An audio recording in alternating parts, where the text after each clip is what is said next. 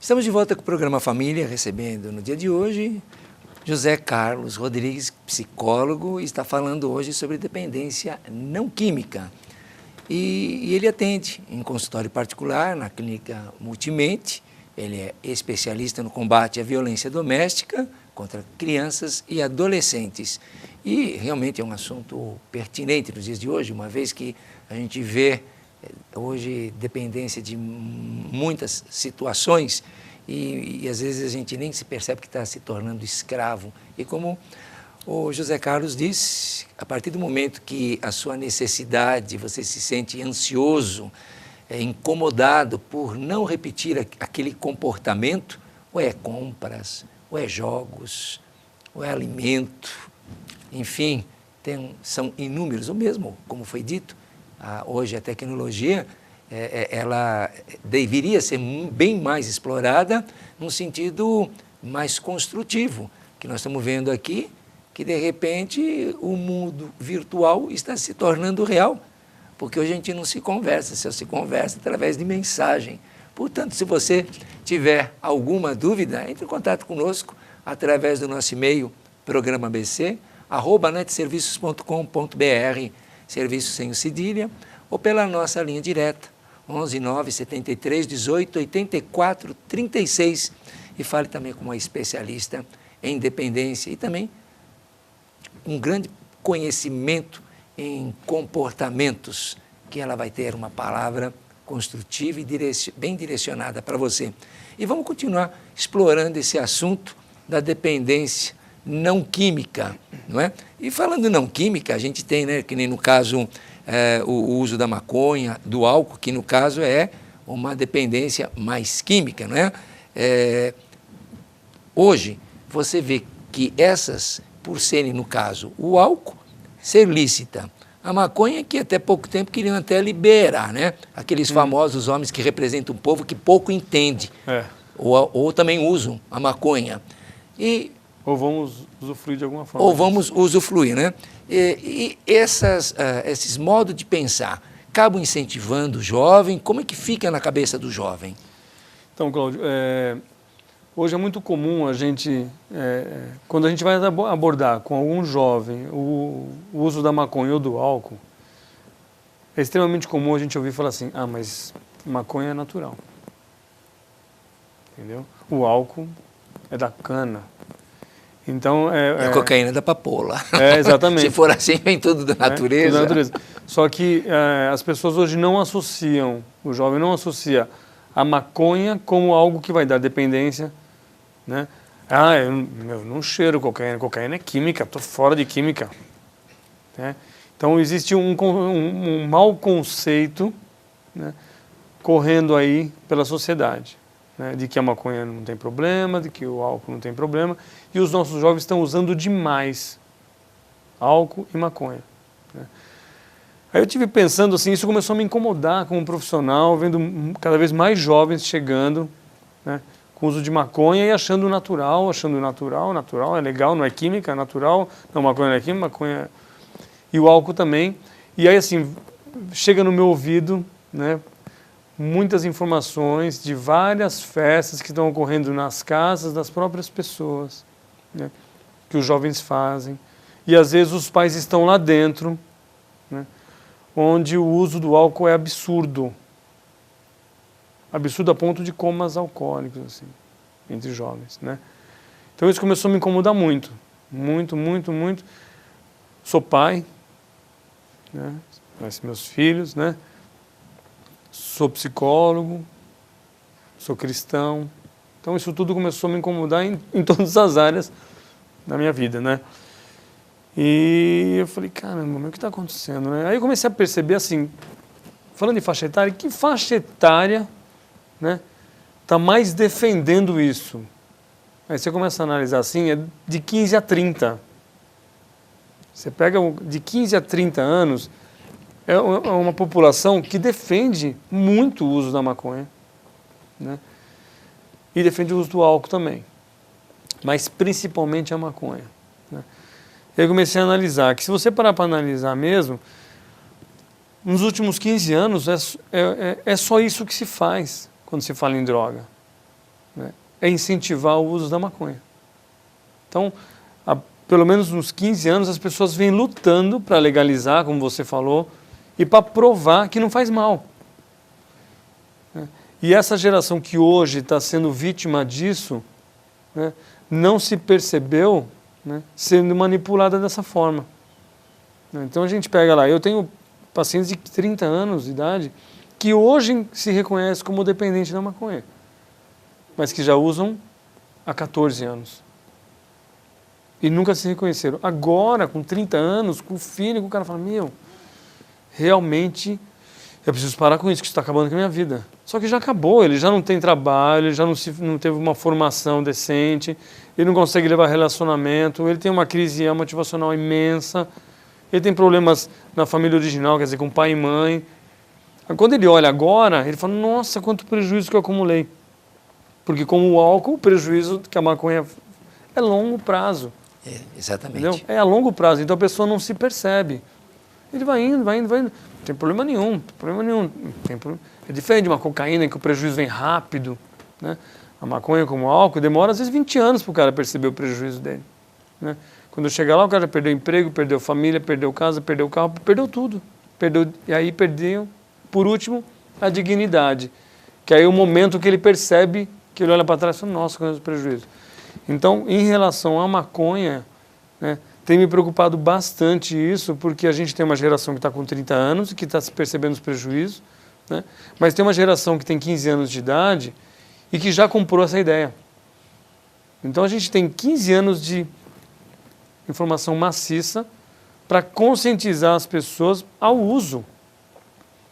Então hoje é muito difícil, quando você fala para um adolescente, isso é droga, cara, isso altera, isso... E tem que explicar tudo para ele. Ele tem uma literatura imensa para combater o que você está falando. Verdade. Então, isso me preocupa bastante. Muito embora hoje, que nem assim, o ano passado, por volta do Congresso estar pensando alguma coisa, em termos até da legalização ou cotas, vieram estudos comprovando... assim, cientificamente, os resultados com a amostragem de idades, o que estava causando a esse pessoal pesquisado e mostrando os danos efetivamente. Aliás, nossa, é algo que eu teria que ter trazido, hoje seria até pertinente para o seu programa.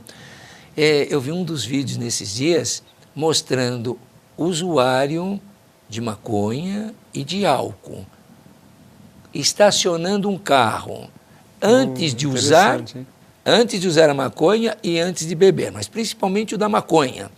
Antes de usar a maconha, ele realmente estacionou como qualquer uma pessoa normal. Mas após ter fumado, ele não conseguiu estacionar. Ele deixou assim quase que 1 metro distante, e distante também enviesado. Então não conseguiu. Deram uma outra tarefa, uma coisa comum para montar, não um quebra-cabeça, mas uma pequena estante com toda a instrução. Antes consegue, depois não se consegue. É incrível o efeito em termos manuais e cognitivo, da pessoa conseguir raciocinar, ela não consegue. Teve um momento que ele falou, eu não consigo pensar, não consigo, vou parar. E ele largou a tarefa.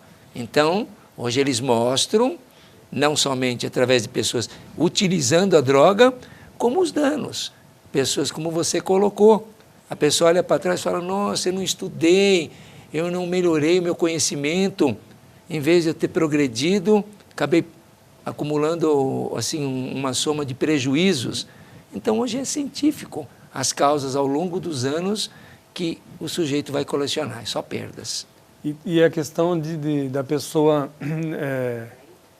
se considerar melhor, né?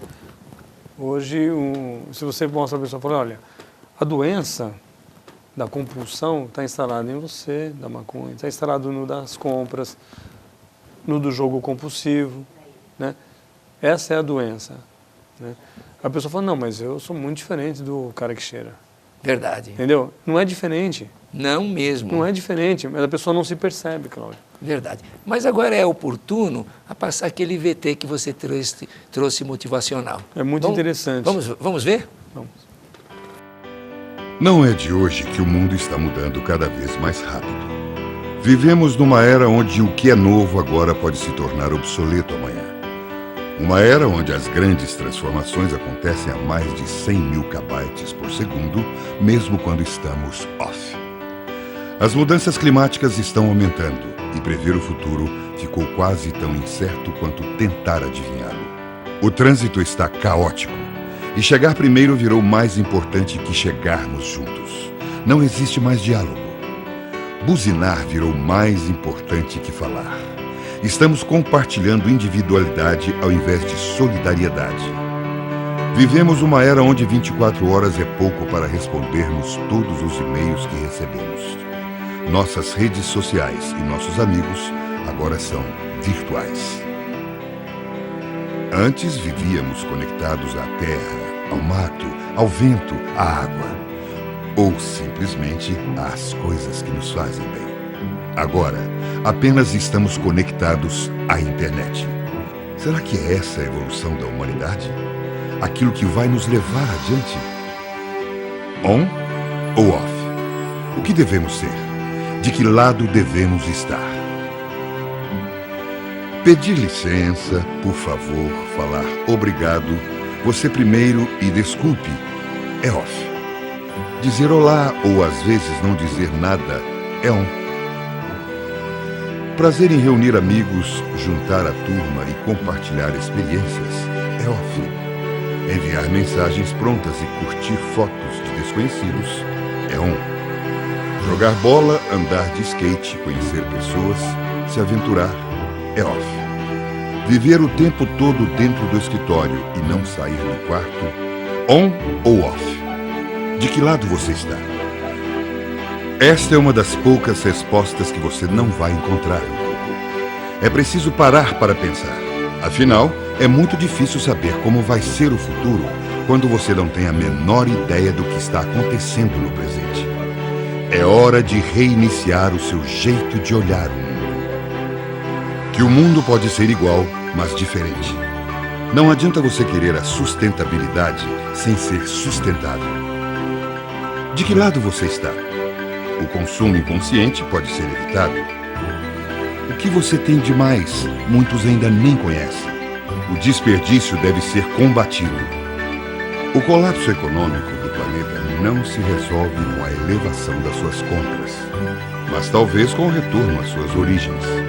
Humildes, sinceras, despretensiosas, colaborativas e autoprodutivas.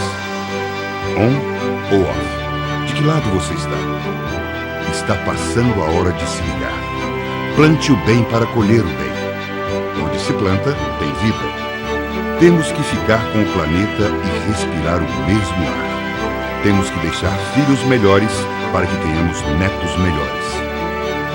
Sustentabilidade é isso. Saber se desligar na hora certa e respeitar o meio ambiente. Viver em comunidade e para a comunidade. As melhores ideias do mundo são as melhores ideias para o mundo. Lembre-se, não existem flores sem sementes. O mundo está ficando carente de gentileza. A intolerância está gerando intolerância. Somos capazes de reclamar uns dos outros, mas não somos capazes de responder uma indelicadeza com um sorriso. Se não mudarmos, o mundo não muda.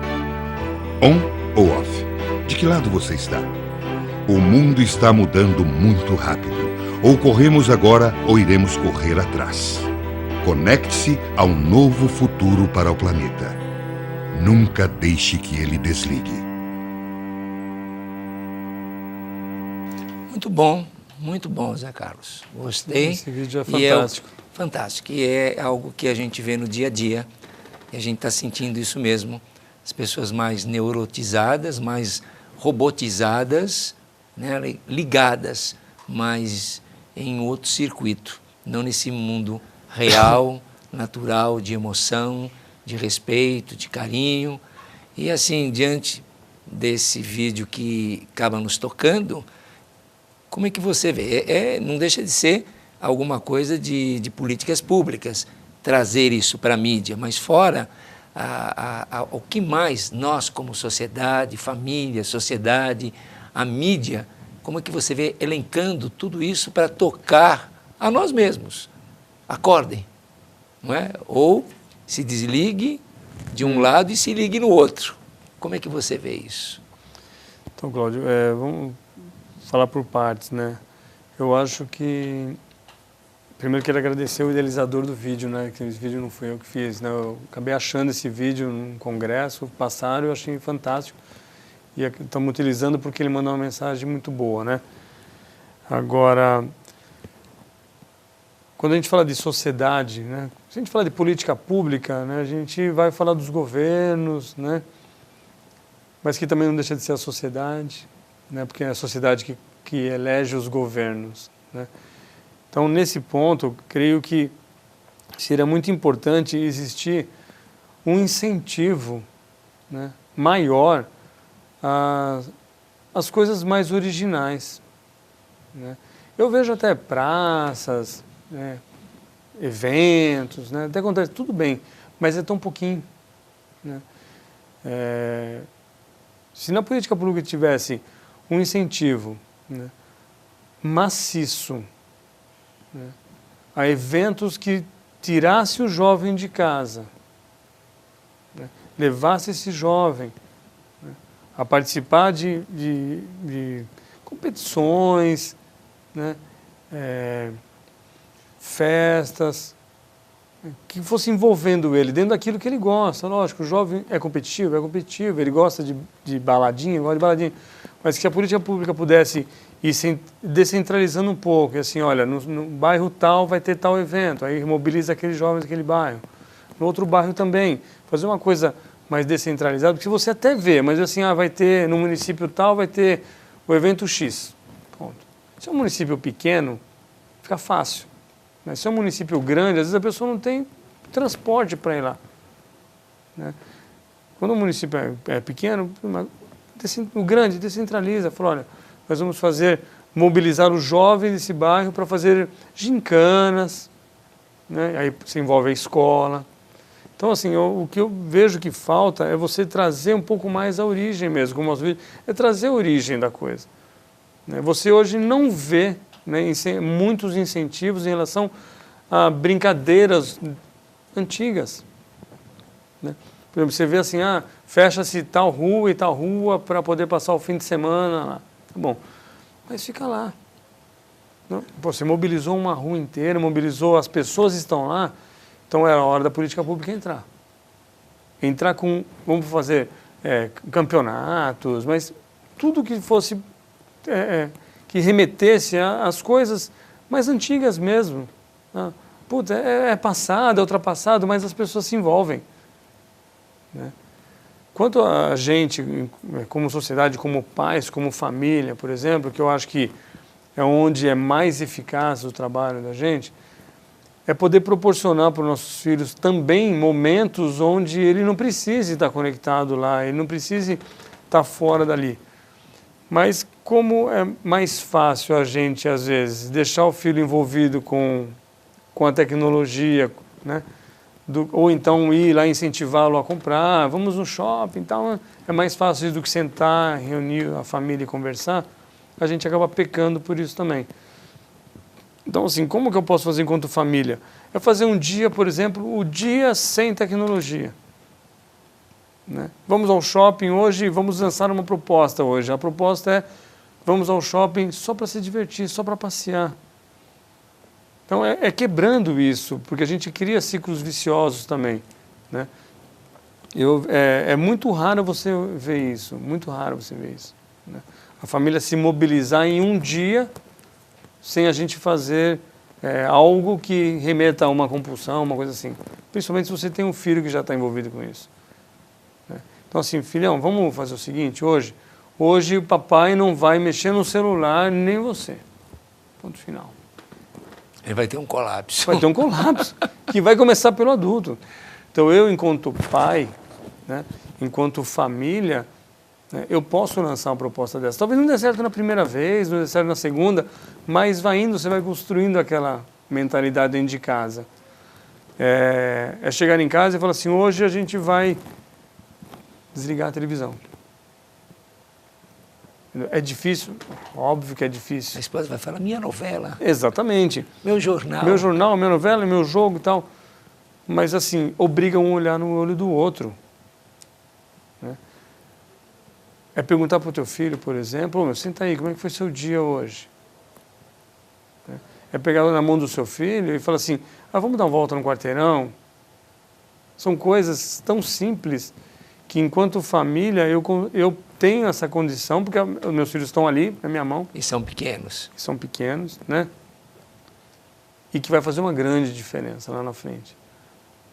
Eu acredito que, Zé Carlos, que seria por aí, ainda quando as crianças, a gente tem o domínio dos filhos, passar a informação, criar uma referência de uma expectativa de um mundo muito positivo, afetuoso, onde se tem respeito, onde existe uma hierarquia, onde o pai, a mãe tem esse diálogo, mostra as coisas bonitas. Então, haveria necessidade para esses novos casais que estão tendo os filhos, não virtualizar, porque hoje você vê papai dando celular para criança de 2, 3 anos, acha lindo e maravilhoso.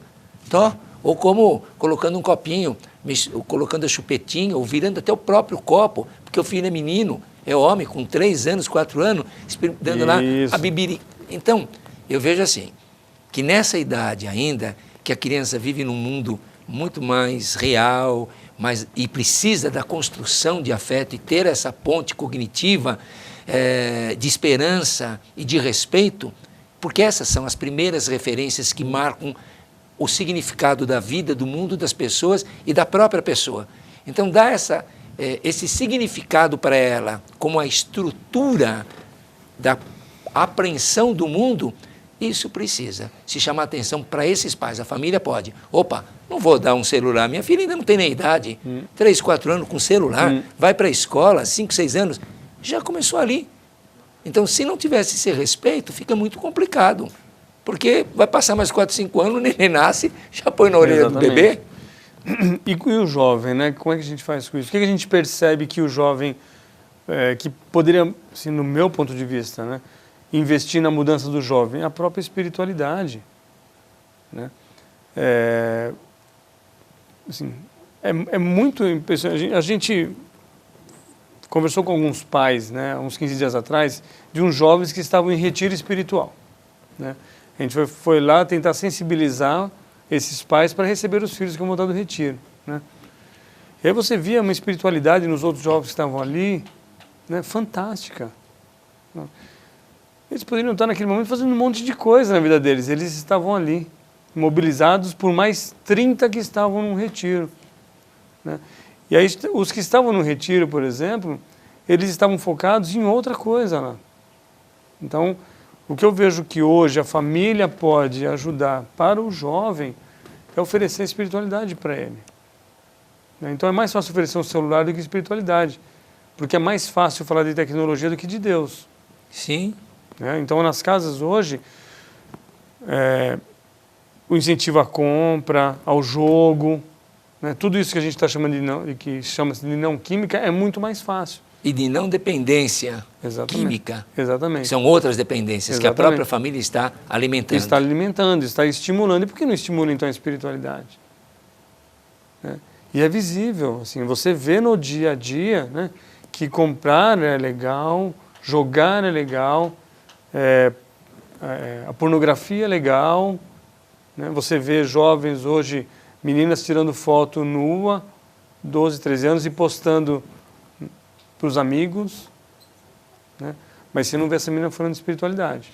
Zé, o papo está tão bom, mas nós vamos ter que dar uma podadinha e você vai dar uma mensagem ao telespectador, porque o nosso tempo já está finalizando. Como passa rápido, né, Cláudio? Passa muito rápido, ele já passou.